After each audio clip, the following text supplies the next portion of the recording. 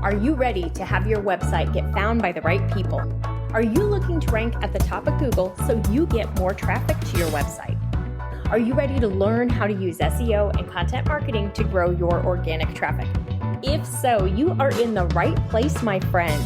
Welcome to the Simple SEO Content Podcast. Hi there. Welcome back to the Simple SEO Podcast. I'm so glad to have you here with me today. We are going to talk about how to create an SEO keyword list for your business. So I get a lot of questions from you about keywords, and I understand that because keywords can be confusing. And if you've been listening to the podcast for a while, you know that they're really, really important to your success with Google SEO specifically. Now, we don't use keywords in the same way for AI SEO or ChatGPT, Google AI overviews, etc., but we do still want to use them for Google. They are still very important. So how do you brainstorm keywords? How do you come up with a list? How many should you work on at a time? Those are all the things we're going to talk about in today's episode. And I want to make sure that we also touch on some of the most common mistakes that I see people make with their keywords. And they're generally the reason why, if you're doing SEO, you're following the rules, you're doing everything right, and you're not getting results, usually it has something to do with the keywords that you have chosen for your Google SEO keywords. So let's jump right in. What I'm going to have you do is plan your keyword ideas, your content ideas for the quarter. So we're going to ultimately brainstorm a list of 12 keywords. Now we're going to start with more than that, and we're going to whittle it down to 12 because that way it will help you get through all of your content for the next quarter. So right now it's May. We're in the middle of Q2, so it's a fantastic time to start planning for Q3. Q3 is going to be July, August, and September. So the first thing I want you to think about is there any seasonality to your business? Is there anything going on that you should be promoting in July, August, and September? Is there anything that you are running a promotion, a sale, a new product? Is there something tied to a holiday, an event, back to school, etc.? So sit down and kind of jot down your notes as to what's going on in Q3. That's going to be your first thing. You're also going to want to have your ideal customer information and your content pillars. So if you don't have those yet, you want to go back and make sure you really work on creating that information because that makes it easier for you to make sure that you are tying your content back to your business so that you're bringing the right people into your world, because there's no point in creating content that's going to bring the wrong person. We want to make sure we have the right person. So think about what's going on in Q3.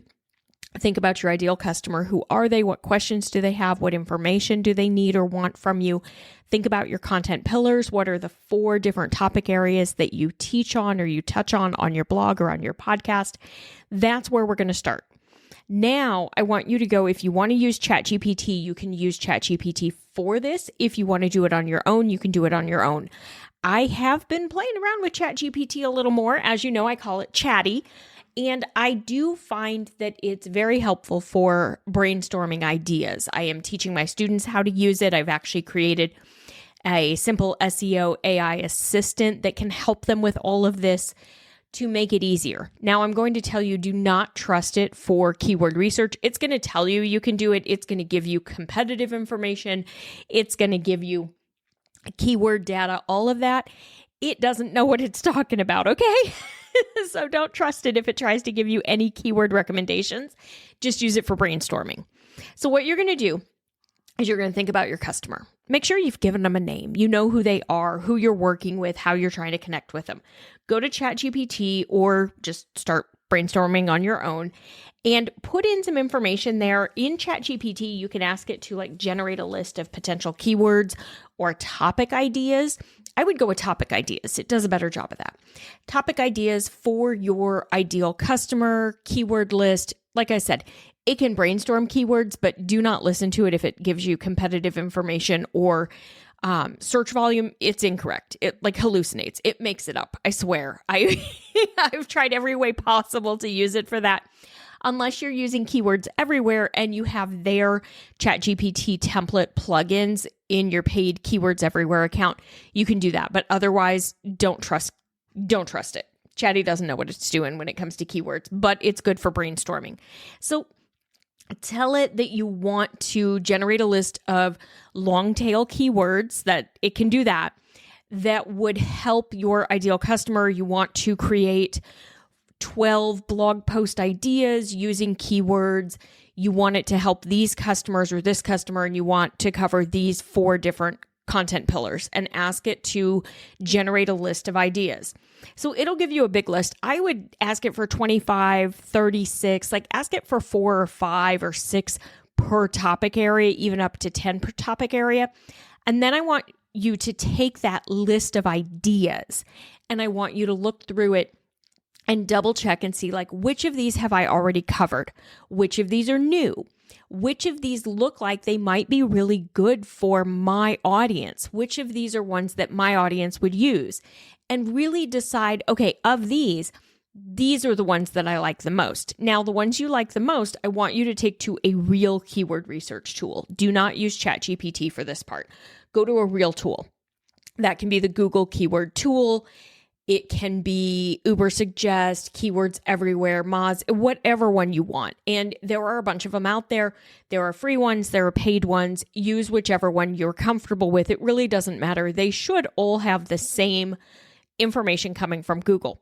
But again, do not use ChatGPT for this step. It will tell you that it's good at it, and it is not. If you're one of my students, you know that our AI bot will tell you I'm not allowed to do that because it sucks at it, you guys. Okay, so take that, go to a real keyword research tool, and what I want you to look for is, what is the search volume? What is the competition? And then I want you to really think about the intent of that query or that keyword. Is that meeting the intent that your ideal customer has when they're searching with it? Does it tie to whatever it is that you do in your business? Now, you can do this by going to Google, open a new tab, open an incognito browser window, and just start putting that keyword into Google to get a feel for what is already ranking. How similar are they? Do they make sense? Is what ranking what you would be expecting your content to be similar to? All of that. That's going to help you to make sure that not only are you choosing a keyword that looks like it has a good ranking potential, and you're doing that by looking at the competition and the search volume in your keyword research tool, but then you're verifying it by going to Google and looking within the search results to see, is the content that I want to create similar to what's already ranking here? Is this something that I should be writing about? Do I have a chance of ranking? Because if you go to Google and you use the keyword that you've researched, you've, refined your idea from your list and you've researched it, and you're looking and you're like, okay, everybody who's ranking on page 1 in that incognito browser window is like super big websites, then my friend, you're going to need to change your keyword because you're not going to have a chance to rank for that. And that's just going to be frustrating because it's going to be another situation where you created content, you spent time and effort and you created it and you optimized it, but you're not going to get traffic because Google's not going to see your website as being as authoritative as some of those really big brands or those really big websites. So that's where it's going to be important to make sure that you're seeing sites that are pretty similar to yours. Now, I struggle with this. I'm going to be completely honest. I struggle with this because within the SEO world, it is probably the most hyper-competitive niche, and it is so hard because everybody I'm up against is an SEO expert, every single one of them. And most of the SEO tools are the ones that rank for all the content terms because they know in order to sell their tool, they need to get a lot of traffic to their website, so they create tons and tons and tons of content. So if you go in there and you see that it's all these really big websites, do yourself a favor and find a different keyword. Go back to your original list, go back and look, go to your keyword research tool, put that keyword you were thinking about using in there, and then let it do its thing and see what other alternatives might come up for it. You can also go to Google and use suggested search. And in this situation, you would just start typing that keyword or something similar to that keyword into Google and see what Google suggests, because Google suggests your keywords where it kind of fills in the information for you. It does that based on what people are searching for. So Google knows there are people looking for this, and so they think it might be what you're looking for, which is why they go ahead and suggest that.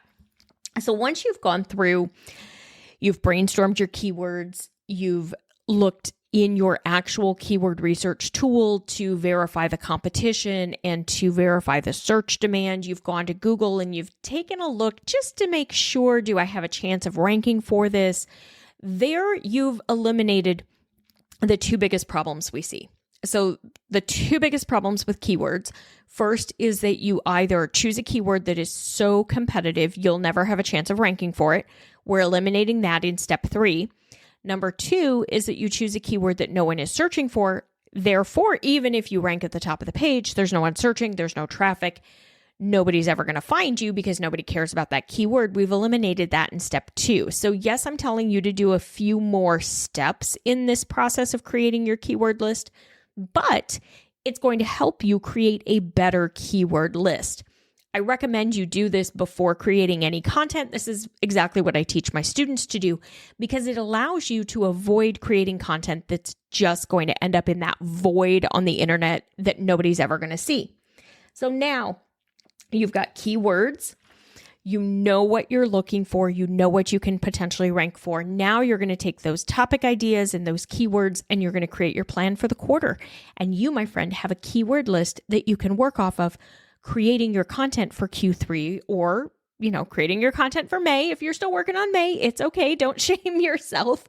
But now you have 12 new ideas that you have a chance of ranking for, and 12 blog posts that you could potentially rank for are going to make a big difference to your website traffic. So if you would love to have me walk you through this, show you how to do it, screenshots, screen shares, all of that, be sure you join me in Simple SEO Content because this is a lot of what we do in that class. We really learn how to be very strategic with our content. Then we just work on doing this and we create that content. We use our AI tools to make it faster and easier for us. This is really the core of how we succeed. The other thing we want to think about is today, it's no longer just about Google SEO. We also want to think about AI SEO. We want to show up in ChatGPT and AI overviews and Google's new AI mode and all of that. So the keywords are specific to Google SEO. It's the formatting and the phrases and how we say things that help us rank in AI SEO or ChatGPT AI overviews. So you want to make sure that when you're creating your keyword list and you're brainstorming your ideas and you're putting together your plan, you're also thinking about not only what words can I rank for in Google, but what words should I be using in my content piece that people would also be asking. And it's not really that hard, my friend. What we want to look at is who am I trying to connect with? What words would they be using? Generally speaking, your keywords that you're choosing when you're doing your Google reviews or your Google research are going to also be the keywords that you're going to use or that somebody might be searching for within your blog post within an AI search tool. Now, if you're one of my students, make sure you're just using your Simple SEO AI bot because you can go in, give it your keywords, you can give it your blog post that you're working on, and you can ask it to help you to add in what you need to do for AI search. Hey, can you help me review this? Let me know what I need to do from here. And it'll help you with formatting and give you some tips and some ideas once you give it your blog post. Or you can ask it even to help you with your outline and having it go ahead and give you those recommendations for AI search as well. I'm trying to make this as easy as possible for you. If you're not in Simple SEO Content yet, why not? just come sign up, take the free class. You can take the SEO 101 class. You can find that right on my website, etchedmarketing.com. You can get to it straight from the freebies tab. Take that. It's actually going to invite you into the funnel. It is a funnel. I'm going to be honest. You're going to take the class. You're going to get some emails from me, but it's also going to give you information on how you get access to the AI chatbot that I've created for students. It's also going to give you a discount on the course if you come through that funnel. If you just join Simple SEO content from the website, you can do that, but it's more expensive. So go through that funnel. It's there for you, for your benefit, because you're part of my world. You listen to the podcast, you read the blog posts, you're here, you're part of my world. I want you to benefit from that. So when you're ready, join me in that class.